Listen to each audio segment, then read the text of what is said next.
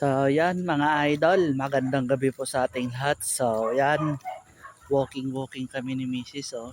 Ayan, walking kami dito sa may papuntang Balsaan mga idol. Yan, papakita ko kung saan kami nagwo-walking mga idol. Exercise muna kami ni Mrs. Ayan. Ayan oh, yan yung daanan na lalakarin namin ni Mrs.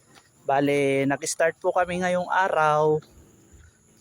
Tuloy-tuloy na to para makapagbawas po ng timbang. Ayan, healthy living muna tayo.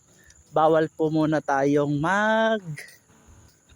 dami ng pagkain. Magbawas-bawas na tayo para sa ating kalusugan mga idol. Ayan. Yan mga idol oh, lawak. Yan, malayo-layo din to.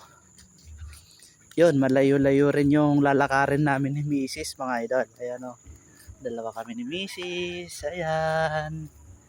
Exercise muna kami mga idol para makapagbawas ng timbang at masundan namin yung mga steps na sinabi sa amin. Kaya mga idol, mas mabuting mag-ehersisyo at alagaan ang kalusugan para malayo po tayo sa sakit.